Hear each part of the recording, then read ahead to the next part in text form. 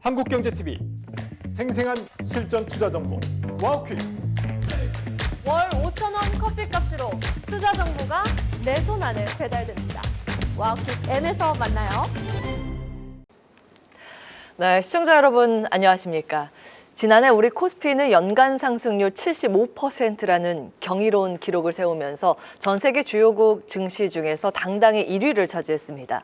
그리고 오늘 그 기세가 우연이 아니었음을 증명하듯 시장은 다시 한번 뜨겁게 불을 뿜고 있습니다. 과연 이 기운이 1월 휴가를 넘어서 올 한 해의 거대한 랠리로 이어질 수 있을지 신년 특집으로 세밀하게 짚어보도록 하겠습니다. 함께해 주실 세 분 먼저 소개해드릴게요. GFM 투자연구소 이진우 소장, 유니스토리 자산운용 김장렬 산모, 위즈웨이브 이건희 대표 나오셨습니다. 어서 오십시오. 네, 안녕하세요. 안녕하세요. 네.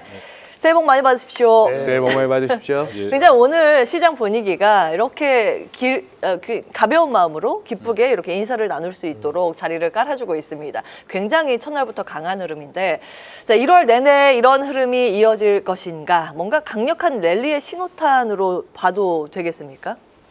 대표님? 예, 일단 분위기 좋죠. 예. 네. 일단 모든 전문가들이 얘기하는 게 맞았다는 게 신기합니다. 예, 원래 보통 잘 안 맞는데.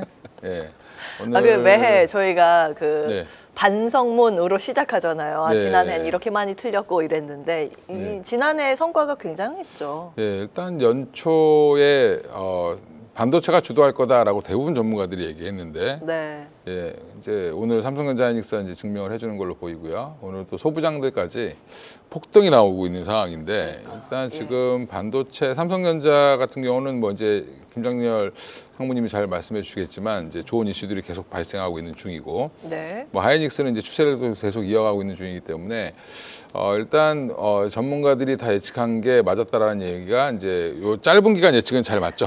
예, 그래서 연말에서부터 이어져 왔던 이런 랠리들이 상반기까지는 좀 이어지지 않겠나라고 다들 보는데, 네. 그게 이제 상반기가 3월이냐 4월이냐 5월이냐 한 달만 가고 말 거냐 이런 여러 가지 이제 이런 또 계산을 해봐야 되겠지만, 예. 일단 오늘 시작은 되게 잘 시작하고 있다. 그리고 간만에 셀트리온이 또 한번 재평가 받는 모습을 좀 보여주면서 예, 또 11% 이상 오르면서 이 시총 상위 종목 중에 바이오 종목 중에 유일하게 올라오는 그런 종목이 좀 나왔고요. 네. 그 외에 방산이라든지 전력기까지 같이 올라오는 모습이기 때문에, 또 이제 우리가 쉬는 사이에 H200 관련돼서 네. 중국에서 수요가 생각보다 상당하게 많을 거다라고 얘기 나오고 이미 선적 준비하고 있다 이런 얘기 나오면서, 예, 이미 중국 정부가 받아 안 받아 이게 의미가 없어졌다. 이미 중국의 빅텍들은 그걸 원한다라는 걸 이제 보여줬고요. 없어서 못 사는 마당이죠, 사실. 예, 그렇고 이제 삼성전자 같은 경우는 HBM4에 대한 기대감까지 같이 붙어 있기 때문에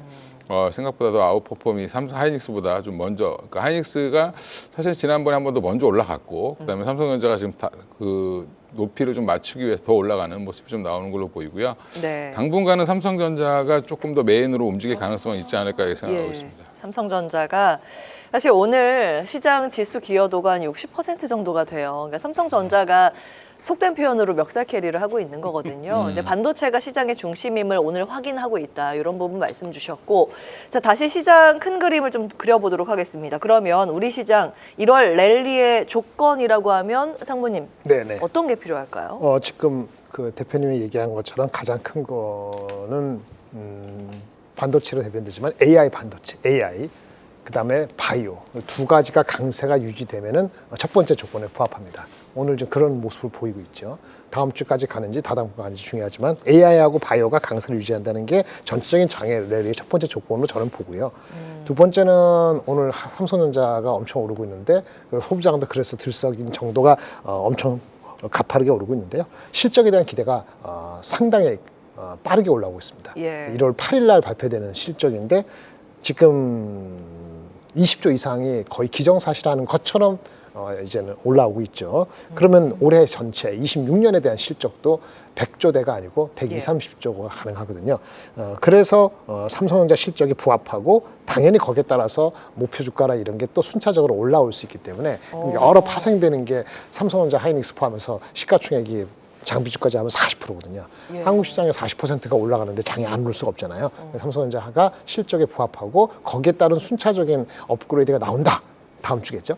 그게 되면은 두 번째 조건이 채워지고요. 맨 마지막 조건은 이런 거를 엎을 수 있는 거는 환율이 다시 1470, 80 올라가는 건데 그렇게만 안 되면은 지금 레벨에서 뭐 안정화되면은 전체적으로 이번 달 말 삼성전자 하이닉스 실적 나올 때까지는 꾸준히 갈 가능성이 있다라고 보여집니다.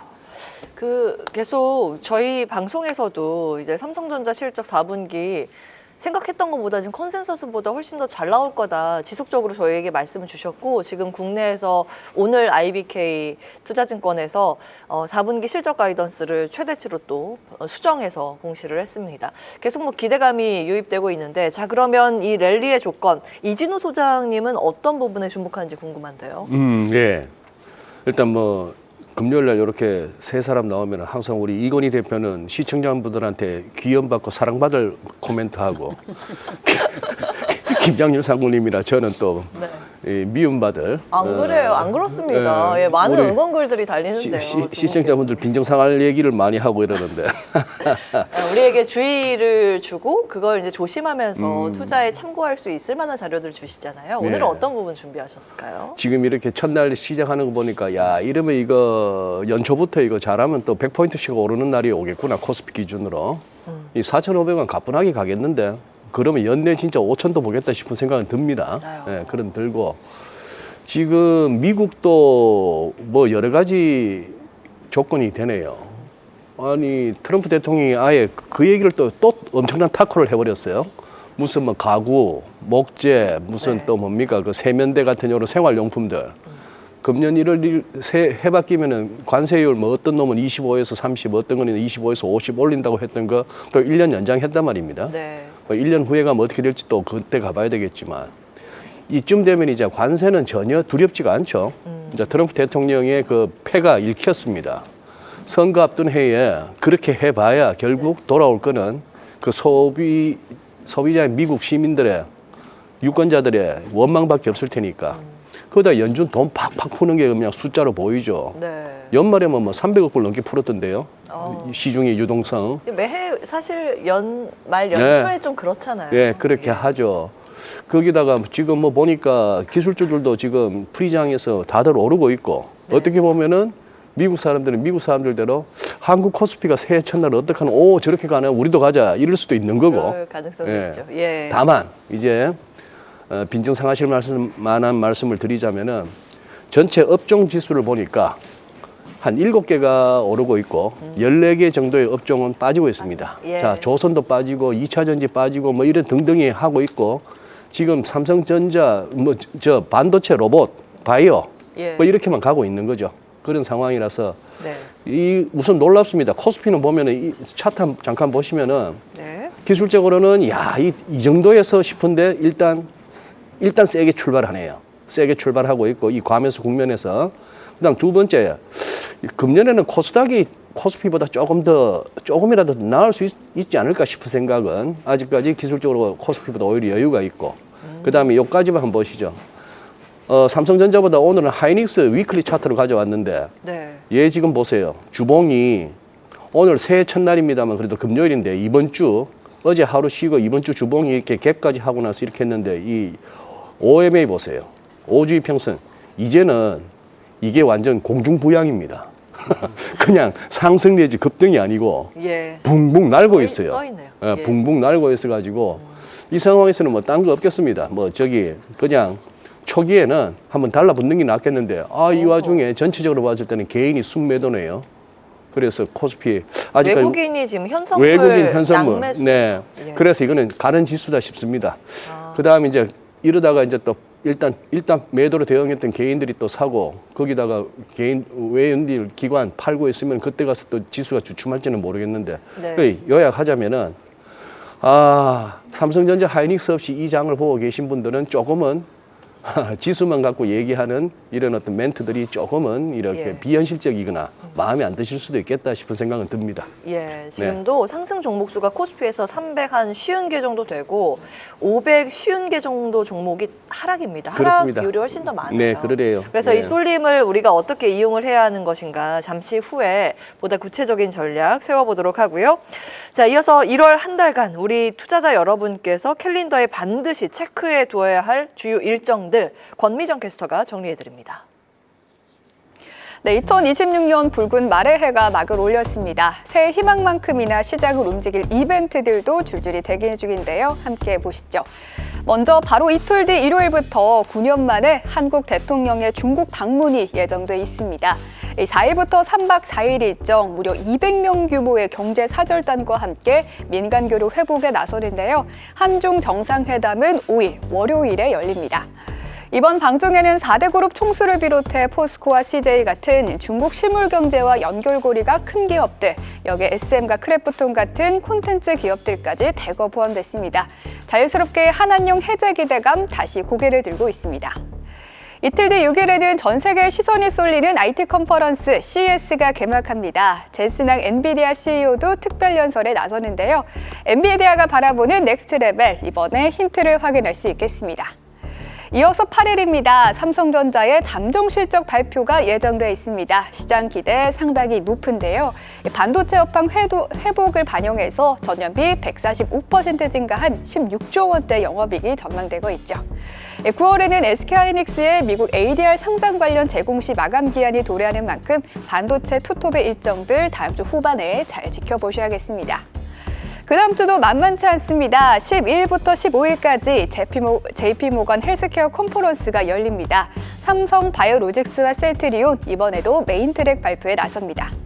13일에는 한일 정상회담의 일정도 거론되고 있고요. 같은 날 미국의 CPI 소비자 물가지수도 발표됩니다. 지난 12월에는 2.7%라는 다소 충격적인 수치를 기록하기도 했었죠. 이번에도 앞자리 2%대를 지킬 수 있을지 시장의 시선이 집중되고 있습니다.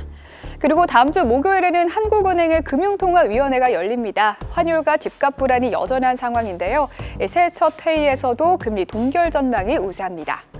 여기에 더해 트럼프 대통령이 차기 연준 의장 지명도 1월 중 발표될 가능성이 큽니다. 정확한 날짜는 미정이지만 언제든 시장을 흔들 수 있는 변수라는 점 함께 체크해 두셔야겠습니다. 빅 이벤트가 몰려있던 1월 초중반을 지나면요. 1월 넷째 주부터는 비교적 한산합니다. 먼저 1월 19일 마틴 루터 킹 목사 기념일로 미국 증시는 휴장을 하고요. 이어서 22일 일본의 금리를 결정하는 금융정책위원회가 시작됩니다. 금리 결정은 23일로 예정돼 있는데요. 지난 12월 금리를 한 차례 올린 만큼 1월에는 동결로 한 템포 쉬어갈 가능성이 큽니다.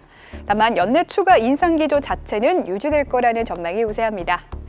그리고 바로 그 다음 주 이번엔 미국의 기준금리 결정이 기다리고 있습니다. 미국 역시 1월에는 서두르지 않고 동결로 방향을 잡을 가능성이 크다는 관측이 많습니다. 월 중반에는 우리 정부의 정책 움직임도 예상되고 있습니다. 10.15 대책 이후 추가적인 부동산 공급 대책 가능성 거론되고 있고요. 여기에 코스닥 시장의 기대 포인트로 꼽히는 국민 성장 펀드도 본격 가동에 들어갈 예정입니다. 중소형주 그리고 성장주 쪽으로 수혜 기대가 있는 만큼 관련 일정과 방향성들 꼼꼼히 살펴볼 필요가 있겠습니다. 지금까지 1월 증시 주요 일정들 정리해드렸습니다.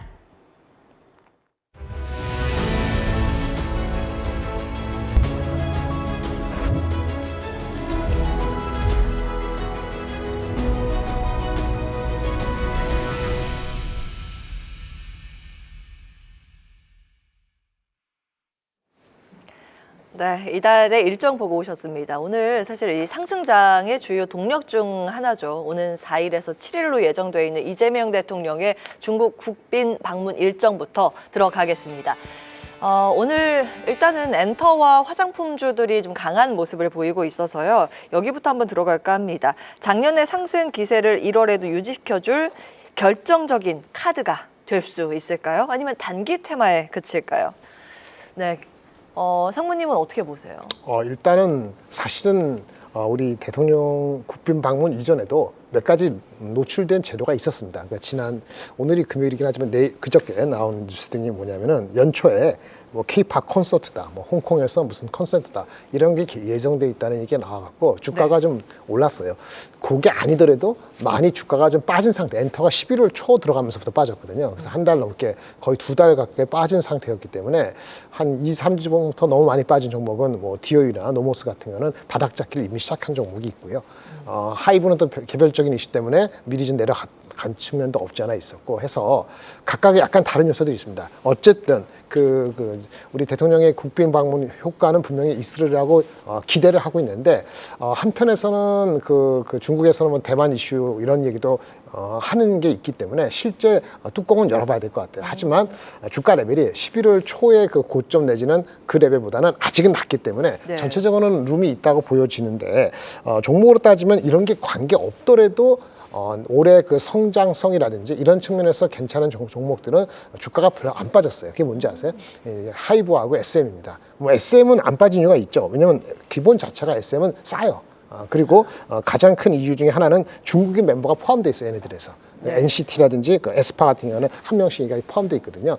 그런 측면이 있고 밸류도 싸니까 주가가 가장 안 빠졌기 때문에 오늘은 빠집니다만은 좀 선반영된 측면이 있고 하이브는 아시다시피 BTS라는 그 핵심이 있기 때문에 예. 주가 레벨이 이미 주가 레벨이 싸지 않은 레벨이기 때문에 그 대통령 이거랑 얹어서 갈 수도 있지만 그게 아니더라도 주가가 폭락할 가능성이 없기 때문에 이미 갖고 계신 분의 입장에서는 엔터 중에서 두 종목을 중심으로 갖는 게 맞다고 보여지고 BTS가 3월에 완전체 복귀한다고 그렇죠. 얘기 나오더라고요. 그러니까 주가가 그래서 이제 그러면서 주가가 작년 대전 밸류가 아니고 올해 기준으로도 싸진 않은데 올라온 거예요. 네. 그래서 갖고 계신 분들은 뭐 삼성전자, 하이닉스 이런 거 대비했을 때 이 비중을 뭐 10% 15% 찾는 거 자체는 문제가 되지만 아직 룸이 있다라고 보여지는데 네. 만약 여기 승부를 걸려면 다른 종목 승부를 걸어야 돼요. 그래서 조그만 종목이 노모스라든지 디오유 이런 종목인데 문제는 이게 많이 올랐어요. 2, 3주 사이에. 그래서 디오유, 예. 노모스 같은 경우는 특히나 이제는 그 중국의 업체 그 후난성 TV하고 저번에 말씀드린 그런 것도 있어서 이미 올라온 측면이 있어서 네. 밸류가 이제 올해 기준으로 성장이 일어나야지 이제 한 15배 이하로 가는 건데 지금도 비싸진 않습니다. 그래서 리스크를 걸려면 작은 종목에서 하지만 예. 이미 주가가 한 80% 반영됐다는 측면에서는 예. 기존에 튼튼한 종목을 가지고 있으면 오늘 뭐 대통령 갔다 오시고 나서 특별한 게 가시거리가 확 안 나오더라도 그 가치 자체는 인정받지 않을까 어느 정도 그냥 개인적으로 이렇게 보고 있습니다. 예, 노머스와 디어유까지 엔터테크라고 요즘 불리는데 이 아티스트의 IP를 가지고 사업을 하는 이제 그런 플랫폼 기업들까지 체크를 해주셨습니다. 엔터 기업까지 살펴봤고요. 대표님 어디에 주목을 하세요? 일단 여기 방중 관련된 수혜주 지금 뭐 그냥 공식처럼 움직이고 있죠. 이제 엔터, 뭐 그다음에 이제 화장품. 그다음에 미용 의료기기 쪽도 좀 좋은 흐름을 보여주고 있고 오랜만에. 네. 오랜만에 파마리서치가 이제 거의 바닥에서 좀 올라오는 이제 하락 추세를 좀 벗어나는 모습을 좀 보여주기도 했는데 일단 이제 이걸 좀 확대해 보면 이제 이 최근에 한 중일 관계 악화돼 있잖아요. 그래서 지금 한국과는 좀 반사적으로 조금 더 친하게 지내려고 하는 중국의 이제 그 포석이 좀 있는 것 같고요. 예.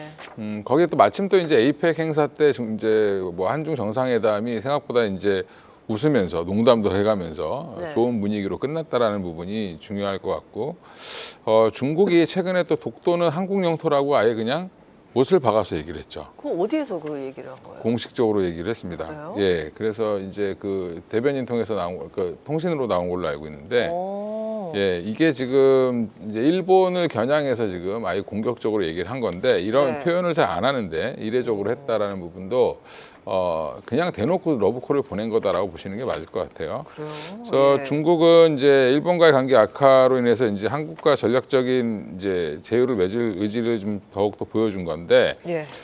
지금 1월 4일부터 7일까지 이제 국빈 방문이 좀 빠르게 좀 성사가 됐죠. 그래서 지금 중국과의 관계 개선이 더 기대되는 상황인데 그러면 이제 우리는 뭐 그건 알겠고 뭘 사야 되냐 이게 이제 항상 문제잖아요, 그죠? 예. 일단은 좀 부담 없는 쪽으로 먼저 시작을 하는 거죠. 항상 나라들 사이가 안 좋았다가 좋아질 때는 네. 우리가 북한과의 관계도 보면 항상 민간 단체라든지 뭐 이런 그 자선 단체 중심으로 해서 예. 종교 단체 중심으로 먼저 이렇게 교류를 하는 것처럼 중국과는 이제 문화 교류가 먼저 좀 활발해질 걸로 예상을 합니다. 문화 교류라는 게 결국에는 뭐 이제 예전에 송중기 씨가 뭐 가서 몇십억 받아오고 했던 것처럼 이제 연예인들도 가고 그다음에 이제 공연도 좀 이루어지고 그다음에 서로 이제 그 교류들이 좀 활발하게 될 가능성이 있다. 그래서 오늘 보면 영화 제작이라든지 CJ E&M 같은 회사들도 좀 반응을 보였죠. 예. 컨텐츠 회사들도 좀 반응을 보이는 이유 거기에 이제 신년 그 이재명 대통령의 신년 인사에서도 보면 예.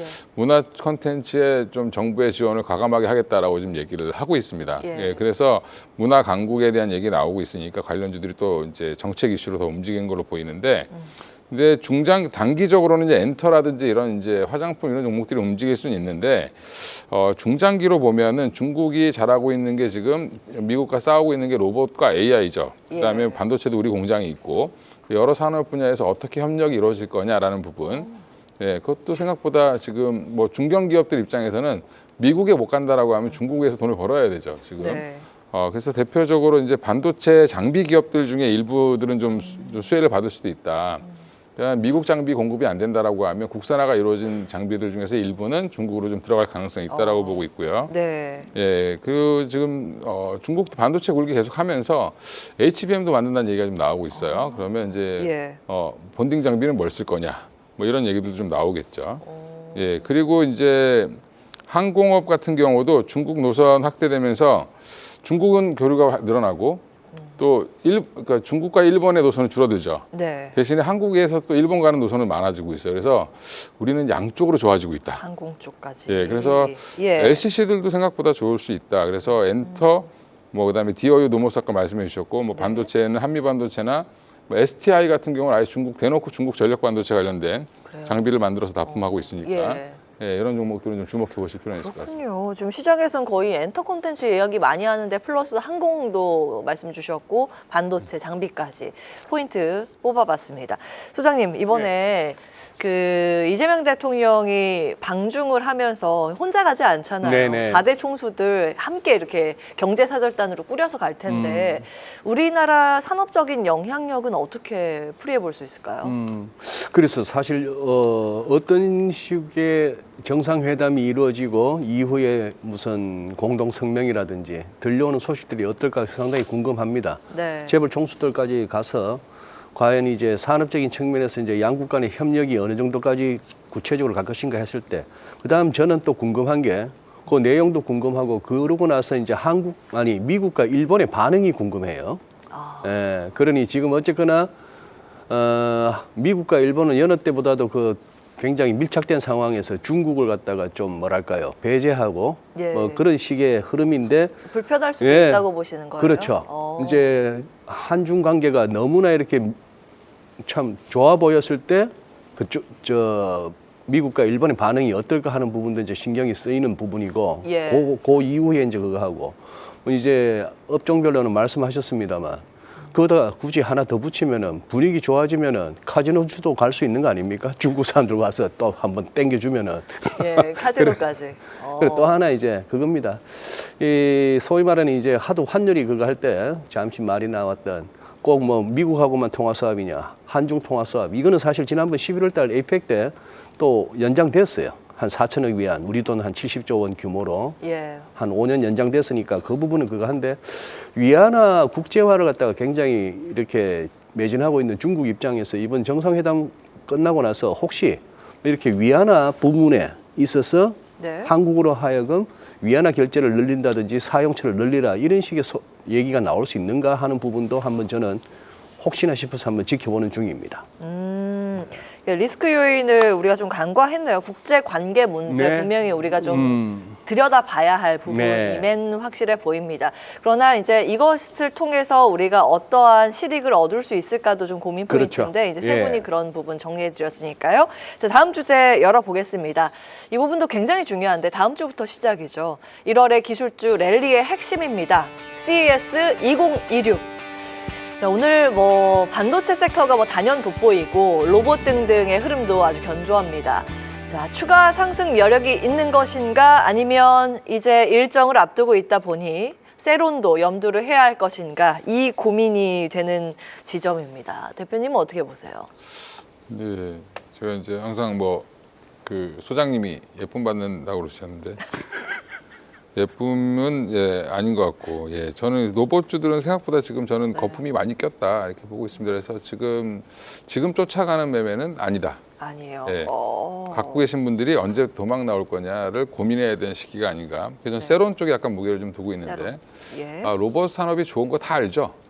좋아질 거라는 것도 아는데, 우리가 이제 HL 만도 같은 경우가 액추에이터를 언제 양산할 거냐면 양산 계획이 29년이에요. 현대 모비스가 28년입니다. 그리고 대부분 지금 한 2년에서 3년 뒤의 얘기들을 지금 주가에 반영시키고 있는데, 그래도 그 회사들은 밸류라도 싸지, 나머지 회사들은 양도 그렇고 지금 뭐 사실은 이게 뭐 약간 좀 연구소 같은 기업들도 많거든요. 그런 회사들이 지금 이렇게 너무 많이 올랐다라는 부분. 최근에 이제 많이 올라온 공장 자동화 관련된 현대 무벡스 같은 경우를 보면 이렇게 올라가도 되나? 뭐 이런 정도의 약간 좀 무서움 정도가 느껴진다. 갖고 계신 분들은 행복하시겠지만 행복이 언제인지 갑자기 또 불행으로 바뀔 수도 있으니까 사실은 이제 이런 거죠.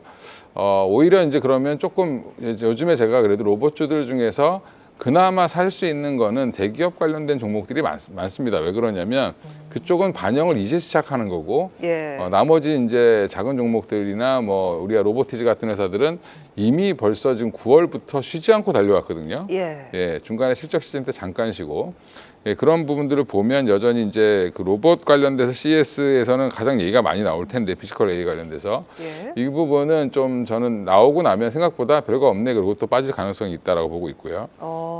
그 다음에 오히려 지금 우리가 액추에이터나 뭐 감속기 이런 얘기 많이 하고 있는데 사실 그거 우리나라보다 더 잘하는 데가 있습니다.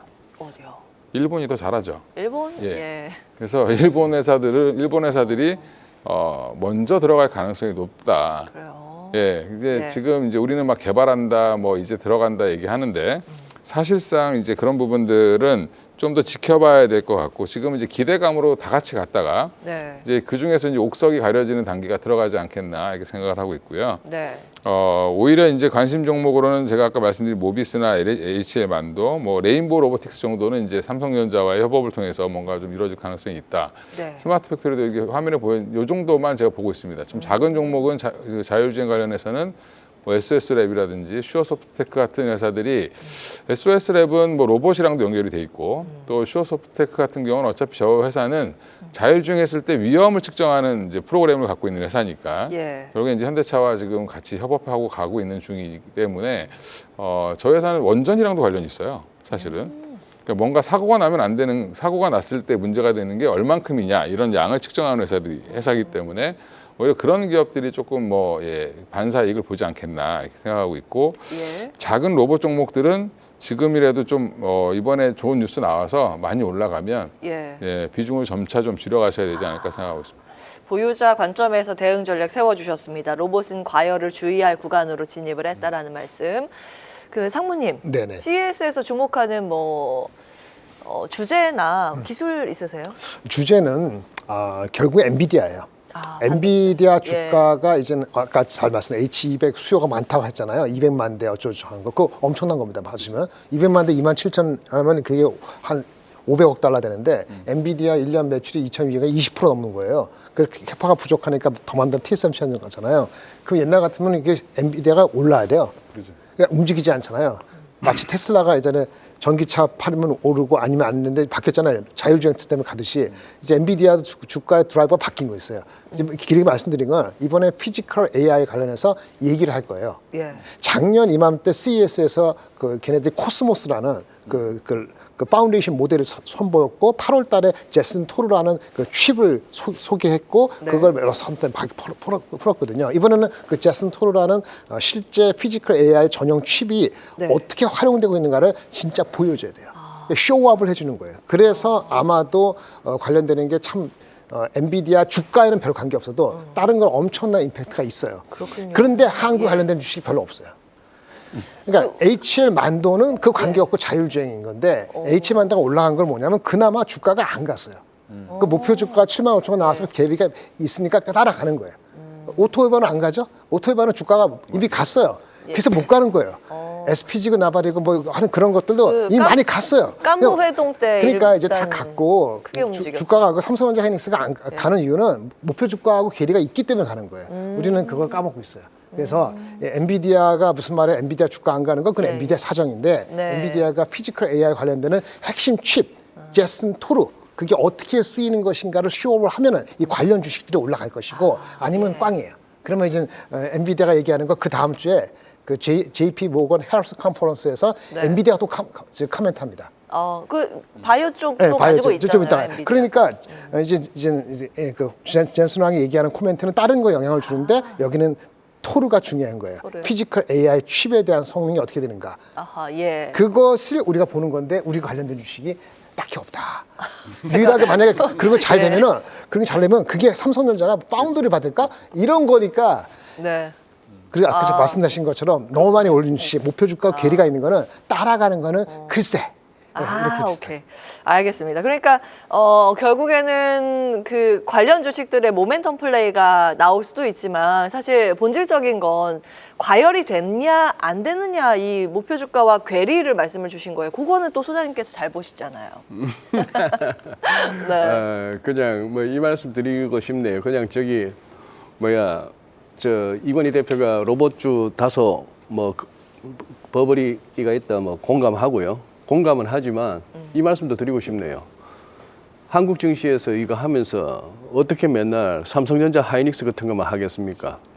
요런 거 왔을 때는 요런 거 좀 해야죠. 예. 뭐 이렇게 혹시나 찍고 돌아섰을 때 못 빠져나올 리스크 감안해서 너무 많이는 하지 말고 그냥 수익률 재미로 이런 재미라도 있어야죠. 지금 뭐 한참 뭐 대장저라고 일컬어지는 휴림 로봇 잘 모릅니다만 그 회사 주가를 그 회사를 잘 모릅니다만 그냥 휴림 로봇 월간 차트만 한번 보세요. 보시면 그냥 이랬다가 지금 이러고 있는 겁니다. 그 다음은 뭔지 아시잖아요. 그러니 그것만 잘 즐기시고 나오면 돼요. CES 전까지 네. 조금씩만 하시고 손맛이라도 느끼시라. 네. PER 이런 거 예. 보시면 이게 무슨 뭐 몰빵하고 이걸로 팔자 고치려고 하다가는 네. 팔자를 고칠 수는 있습니다. 생각 안 했던 쪽의 팔자로. 네, 아니, 세 분의 공통된 이제 합치된 의견이 나왔습니다. 너무 과하게 과열된 종목은 주의가 필요하다 이렇게 정리하도록 하고요. 자, 그러면 다음 주제 넘어가겠습니다. 앞서서 좀 힌트를 주셨는데 기술주에 CES가 있다면 제약바이오 섹터에는 바로 운명을 결정질 이 행사가 있습니다. JP모건 헬스케어 컨퍼런스. 자, 이제 뭐 삼성바이오로직스, 셀트리온 같은 거물급 기업들이 메인 무대에 매해 섰고요.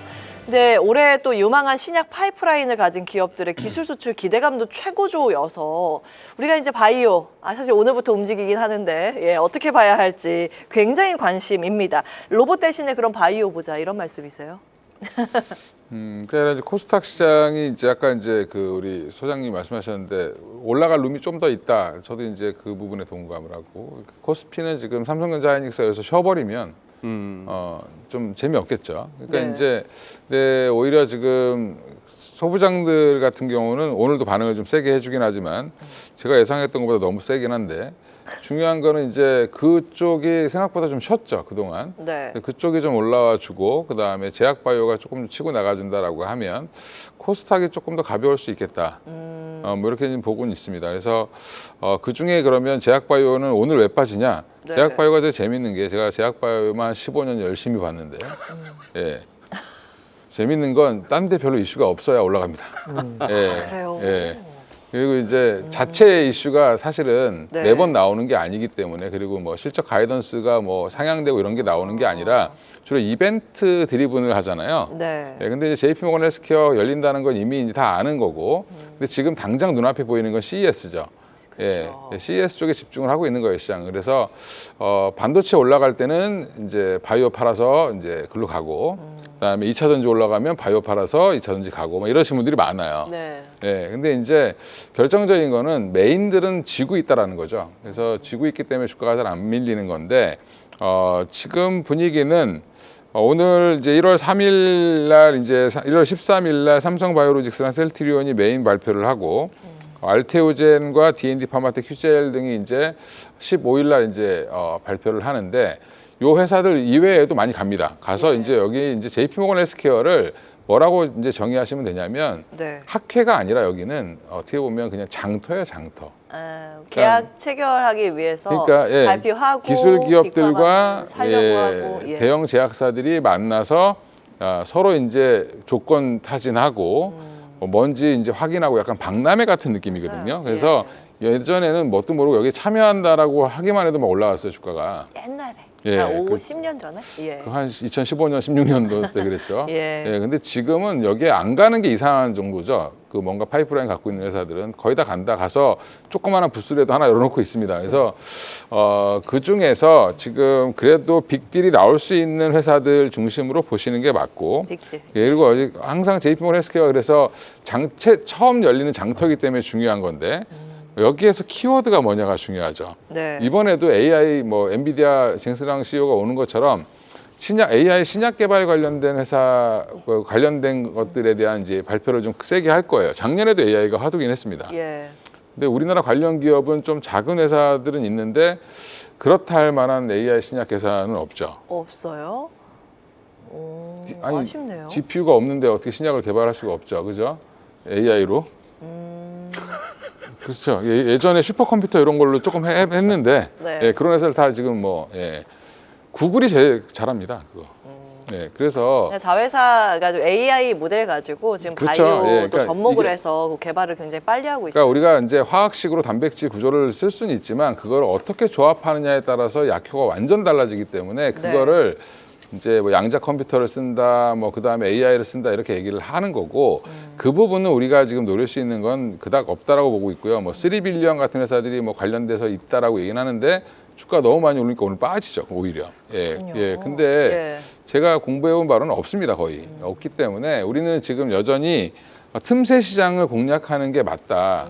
근데 그 중에서 지금 그래도 화두에 오르고 있는 게 뭐 이중항체라든지 뭐 ADC라든지 네. 그다음에 뭐 DAC라는 그 새로운 이제 그 ADC랑 비슷한 형태 아예 그냥 그 단백질을 녹이는 트렌드. 작용이 있는데 이런 트렌드들을 좀 보실 필요가 있고요. 그 외에 이제 치매 예. 그다음에 뭐 살 빼고 싶은 비만 치료제 거기에 이제 메쉬 치료제까지 네. 다 여기는 우리 회사들이 있죠. SC도 마찬가지고 그러니까 예. 이런 회사들 중심으로 보시는 게 맞다. 유전자 치료제는 최근에 이제 상장한 회사들 중에서도 예. 알지노믹스라든지 뭐 그다음에 기존에 있었던 올릭스라든지 이런 회사들 예. RNA 간섭을 기반으로 해서 뭔가 치료제를 만드는 회사들은 여전히 화두가 될 가능성이 있습니다. 그래서 예. 이 정도의 키워드에 우리나라 회사들이 생각보다 많이 있거든요. 예. 이런 회사들 중심으로 보시면 되고 그러면 결국에는 상반기 내에 이런 회사들에서 큰 계약건들이 원래 떡도 이제 먹어본 놈이 먹는다고 그렇죠? 또 이긴 사람이 더 잘 이기는 것처럼 잘하는 쪽이 잘하죠. 잘하는 예. 회사들이 더 잘합니다. 기술 수출도 해본 기업들이 잘하기 때문에 예. 이력들이 있는 회사들 중심으로 보시면 되지 않을까. 그러니까 뭐 이제 막 스타트해서 뭔가를 해보겠다 꿈과 희망은 다 제시하는데 어느 날 보면 갑자기 대주주가 없어져 있고 막 이런 경우도 있어요. 그러니까 예. 그런 회사들은 여전히 조심해야 된다. 그래서 시가총액 너무 작은 종목도 접근하지 마시고 네. 오히려 바이오는 조금 더 보수적으로 접근하시는 게 맞다 이렇게 말씀드리겠습니다. 아주 익숙한 기업들 위주로 뭐 성과가 나오는 기업 위주로 바이오를 보자. 나만 알고 있는 기업은 남들은 몰라요. 그러니까 오름도 남들이 투자 다 자금이 안 아는 되고. 기업을 사시는 게 맞다 이렇게 말씀. 그렇죠. 상무님은 어디에 주목을 하세요? 지금 다 대충 다 말씀하셨기 거의 다 나온 것 때문에 같아요. 네. 그 목표 주가가 있는 건 별로 없으니까 알려진 종목을 하는 게 맞고요. 다만 그 저런 게 있어요. 우리나라가 발표하는 거 말고 외국 회사가 발표하는 것도 중요합니다. 첫날 12일 날 발표하는 게 화이자하고 화이자. 머크, 엔비디아도 있는데 두 군데가 발표하면은 관련되는 게 비만 신약이 이제 화이자 거고 그다음에 머크 쪽은 아무래도 여러 가지 있기 때문에 항암제하고 비만 여러 섞여 있기 때문에 예. 많이 알려진 거 알테오젠, 한미약품, D&D 파마텍 이런 종목들이 어떻게 움직이는가를 유익 있게 보실 필요가 있고요. 그리고 또 일라일리가 13일날 발표되면은 일라일리 관련되는 거, 그러니까 알지노믹스가 가장 최근에 이슈가 됐는데 주가 많이 올라서 좀 조정을 받고 있는데 이런 정도는 어떻게 움직이는가 중요해요. 이런 주요 관련되는 외국계 빅파마들의 발표가 포지티브한데 주가가 그때 가서도 네거티브가 간다. 그러면 두 가지 생각이죠. 많이 올랐으니까 내려간 거냐, 아니면 내려갈 때 진짜 못 샀으니까 사야 되느냐라는 건데 그런 측면에서 좀 미리 생각을 하실 필요 있는데 저는 개인적으로는 돌고 돌아서 비만 치료제, 메쉬 치료제 이런 쪽으로 올 가능성이 조금 더 있어 보여요. 예외적인 거는 이제는 아무래도 알테오전이 눌렸기 때문에 알테오전이 관계없이 올라갈 수 있다. 이 정도로 정리해 드리겠습니다. 그렇군요. 오늘 특히 이제 종목 가운데서는 비만 치료제가 강하긴 한데 트렌드는 확실히 트렌드인 것 같아요. 그 링크드인에 노보노디스크 CEO가 신년 인사에 요 얘기를 하더라고요. 먹는 치료제에 대해서. 정부요. 화이자가 먼저 먹는 치료제 미국에서 지난주에 승인을 받았잖아요. 그래서 우리도 업력이 있고 실력이 있기 때문에 우리도 잘할 수 있다. 그래서 이제 시장이 올해의 또 트렌드는 비만, 특히 이제 제형의 변형, 먹는 치료제에 대한 연구, 그러면서 이제 거기에 연관돼 있는 종목들이 오늘 굉장히 강한데, 그래서 두 분이 같은 말씀을 주신 거예요. 이러한 그 모멘텀 플레이지만 시장에서 바이오가 가지고 있는 트렌드가 무엇인가가 본질적으로 더 중요하다. 그리고 그 기술력을 확실히 가지고 있는 종목에 주목을 하자, 이런 말씀 주셨습니다. 자, 이런 바이오는 사실 그 매크로 환경이 굉장히 중요합니다. 마지막 이슈 열고요. 매크로 이슈 정리해 보도록 하겠습니다. 시장의 뒷심을 결정할 매크로 환경입니다. 자, 1월 FOMC와 차기 연준 의장 인선이 기다리고 있죠. 자, 오늘 같은 강세가 1월 말까지 추세로 굳어지려면 환율과 금리가 또 어떤 경로를 그려줘야 할까? 그런 부분도 굉장히 중요합니다. 연준이 금리를 또 내릴까? 금리에 대한 그 눈높이가 지금은 좀 좋지는 않은 것 같아요, 소장님. 네. 사실 뭐 미국의 성장률, 인플레 이런 걸 볼 것 같으면 여기서 금리를 더 내리자 한다는 자체가 어떻게 보면은 직관적으로 상식적으로 좀 동의가 안 되죠. 그럼에도 불구하고 미국의 트럼프 대통령은 금년 말 어떤 인터뷰 과정에서 기준금리 어디까지 가야 된다고 생각하시느냐 하니까 1%는 그 밑에 뭐 이런 분입니다. 뭐 거의 튀르키예 에르도안 대통령급이죠. 그런 식인데, 글쎄요, 이제 뭐 연준발 어떤 시장의 충격은 그렇게 별로 염두에 두고 있지 않습니다. 이제 누가 되든 간에 이제 조만간에 발표하겠는데요.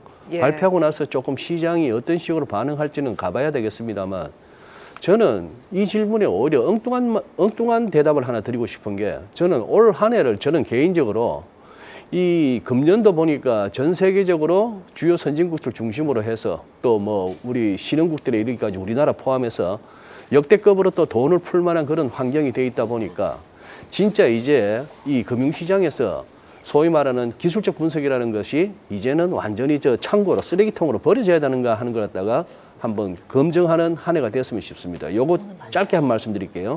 이 슬라이드 보시면은 이게 요즘 은 가격이 워낙 급등하다 보니까 새로 이제 각광을 받게 되는 금은 비율입니다. 금값을 은값으로 나누면은 과연 몇 배냐 하는 거죠. 보시다시피 이렇게 역사적으로 보면 이런 큰 흐름이 있었는데 얼추 한 50, 40 정도로 보시면 됩니다. 그렇게 되는데, 자, 요거 보시면은 요게 최근 5년간 추이인데 금년 들어서 한 6월 이후부터 이 금은 비율이 뚝 떨어진 이유는 금값도 많이 올랐지만 이 분모인 은값이 더 오르다 보니까 이게 그냥 뭐 104배, 105배 하던 놈이 한 60배까지도 떨어졌다가 지금 72까지 오고 있는 중입니다. 그런데 제 얘기는 이거죠. 은 가격을 보시면 이렇게 됩니다. 은이 왜 이렇게 올랐을까? 여러 가지 설명이 나옵니다만 저는 아까 말씀드린 대로 올 한 해 여기저기 돈으로 하다 보니까 이제 캐캐묵은 기술적 분석이라는 것은 안 통하는 해인지 아직까지도 그런 식으로 기대해도 될지, 예를 들어서 이런 식의 윗골이 달리는 거 말입니다. 12월 월봉이 은값이 이렇게 됐고 데일리로 이렇게 됐는데 이렇게 됐으면 사실 이건 아찔한 거예요. 다 왔다고 보는 게 맞습니다. 그럼에도 불구하고 이 이격을 보나 뭐로 보나, 그럼에도 불구하고 1월, 2월 들어서 금값이 지난 12월 고점을 열고 가버리는 그런 장세가 보인다라고 한다면은 그걸 마찬가지로 증시에도 연결해서 그냥 모든 게 비싸 보이더라도 그 비싸 보이는 것을 덮을 수 있는 더 많은 돈이 또 풀리는구나라고 판단하시면 될 것 같다. 이 말씀을 드립니다. 네. 자, 은이 참 무섭게 올라가서 주변에서도 은 지금 사 이러던데. 옛날에는 뭐 은수저 그냥 뭐 고물상한테 그냥 넘기기도 하고 그랬던 시절도 있었는데 그러니까. 참 옛날 얘기입니다. 그러니까요. 참 예. 그 예측하기 어려운 시대를 우리가 살고 있지 않나 네. 이런 생각이 듭니다. 상무님은 그 매크로 환경은 어디에 주목하세요? 금리 인하를 빨리 해도 안 좋고 금리 인하를 안 해도 안 좋고 그 분기점은 2분기, 3분기 넘어갈 때 일어날 것으로 보고요. 네. 금리 인하를 그렇게 급격히 빨리 하거나 아니면 안 하거나 이런 극단적인 환경이 안 일어난다는 조건 그렇게 될 가능성이 높아 보입니다. 그래서 애매하지만 골디락스가 아마도 한 4월 2분기 초까지는 우리 전반적인 장세를 강하게 밀어붙이는 힘이 될 가능성이 있다. 속도의 이슈라고 보여지고 그 다음에는 네. 반향 아니면 부메랑이 나타날 수도 있기 때문에 그거는 올라간 다음에 또 얘기하지 말자. 아니 그 일단 시장 강세장이고 그 말씀 주신 대로 뭐 금리의 방향성이 급진적으로 위든 아래든 아주 크게 과격하게 이 컨센서스가 나오진 않고 있잖아요. 그러면 여전히 대표님 성장주 봐야 된다. 요 기조 변함 없으신지도 궁금하고요. 저는 이제 금리랑 엮어서 성장주 얘기하는 거를 별로 안 좋아해요. 왜냐하면 네. 성장을 해야 성장주죠, 사실은 그죠? 예, 그래서 왜요? 반도체 성장하잖아요. 이게 이제 그런 거죠. 이제 금리가 내려가서 이제 좀비 기업이 살아나는 것과 네. 실제로 성장하는 기업이 자금 조달할 때 좀 편한 것과는 좀 차이를 좀 두자 이렇게 말씀을 드리는 거고 지금 그리고 우리나라 뭐 그 관련된 성장주들을 보면 뭐 바이오도 있고 그다음에 그 외에 이제 뭐 로봇도 있을 거고 네. 또 인공위성 관련된 종목도 이제 우주항공 관련된 종목들도 있을 텐데 당분간 좋을 가능성이 높습니다. 근데 로봇은 아까 말씀드렸고 우주항공은 로봇 하신 분들이 갈 가능성이 또 높아요. 예, 그렇죠. 재밌잖아요. 그쪽이랑 이쪽이 재밌기 때문에 갈 예. 가능성이 높고, 바이오는 이제 제가 아까 말씀드렸던 이제 바이오 기업들은 돈이 많아요. 금리랑 상관이 없어요. 지금 왜냐하면 이미 돈을 벌고 있고 이미 뭐 마일스톤을 이미 받고 있는 회사들이 대부분이기 때문에 그런 회사들은 지금 금리 뭐 조금 올라간다고 떨어진다고 해서 움직이는 거는 조금 좀 어불성설이다. 그래요. 오히려 예. 이제 뭐 이제 돈이 없는 기업들은 좀 편하겠죠. 금리가 내려가면. 물론 이제 전반적으로 분위기는 지금 이제 미국도 빅테크들이 좀 쉴 때 미국의 헬스케어들이 좀 움직일 가능성이 있다는 얘기가 좀 나오고 있는 상황이기 때문에 우리도 반도체가 지금은 제일 좋아 보이지만 예. 반도체가 그러면 마냥 올해 내내 갈 거냐? 그것도 이제 모르는 거죠. 그래서 이제 한 상반기까지는 뭐 4월이든 5월이든 6월이든 간에 어느 정도 이제 쉬는 구간이 나올 텐데 뭐 그럴 때 누가 더 치고 나갈 수 있는지는 좀 지켜봐야 되겠지만 네. 그때는 이제 금리 인하 얘기가 좀 나올 걸로 보이고 그다음에 빅텍들이 좀 주춤하고 투자가 좀 이제 소원해진다라고 하면 주가에 영향을 좀 받을 텐데 반도체주들이 네. 그때 그러면 미국이 가만히 있을 거냐 투자를 매진해야 되지 않겠냐라고 보면 그러면 금리를 내려야 됩니다. 그럼 물가랑 상관없이 물가를 어떻게 뭐 조작을 하든 맞추든 간에 네. 일단은 금리를 내릴 가능성이 높다. 그런 부분들.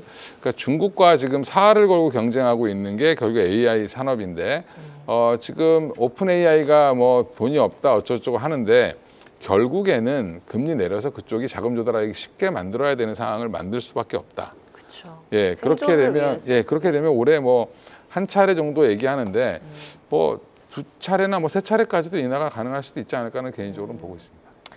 그렇군요. 사실 이제 성장주라고 굉장히 그냥 원론적인 질문이었습니다만 금리의 방향이 시장 전체의 컬러를 결정하는 건 맞으니까요. 시장의 방향성 같은 것, 지수, 종합주가 지수의 결정력이 굉장히 큰 부분을 차지하는 게 또 금리이기 때문에 저희가 금리까지 좀 살펴봤습니다. 전반적인 매크로 이슈까지 짚어봤는데 그 한 분당 한 30초 정도씩 드릴 수 있을 것 같아요.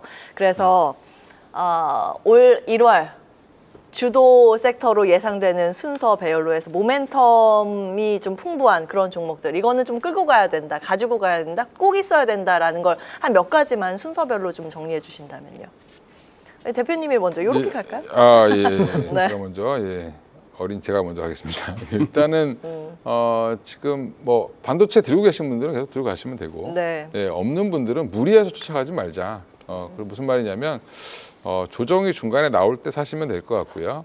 오히려 지금 조정을 조금 받은 종목들 중심에서 보면 알테오젠 같은 회사들은 좀 뭐 저는 괜찮을 것 같고요. 최근에 이제 56만 원에서 45만 원대까지 빠져 있으니까 여기 지금 20% 박앤세일 하고 있는 중이거든요.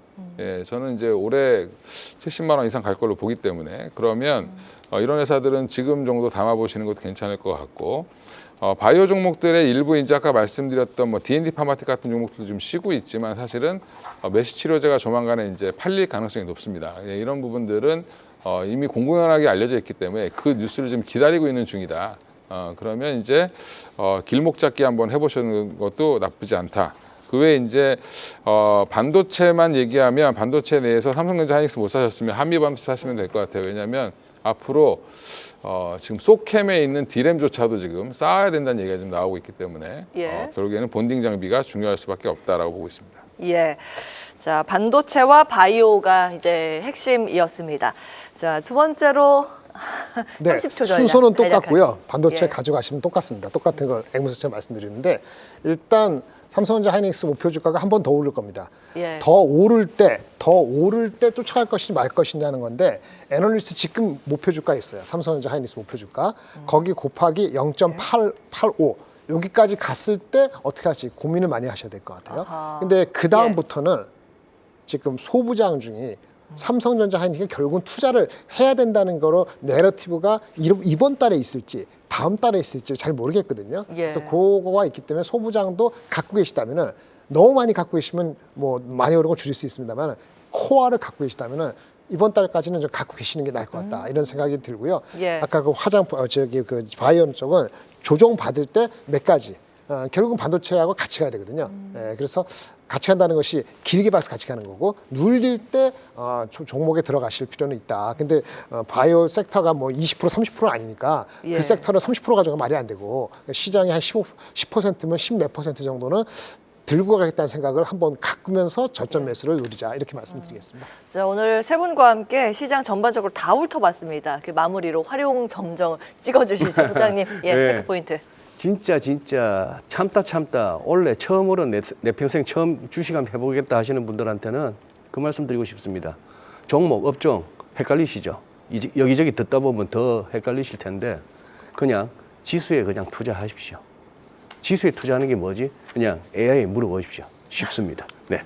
지수 대표 종목이 될 수도 있고 ETF 등을 통해서 지수 추종 종목들이 될 수도 있겠습니다. 투자 힌트 얻어봤습니다. 이렇게 오늘 신년 특집 함께 하셨습니다. 세 분과 함께 세운 1월의 전략들이 여러분의 계좌에 기분 좋은 새해 선물이 되기를 바라면서 마치도록 하겠습니다. 끝까지 시청해주신 여러분 고맙습니다.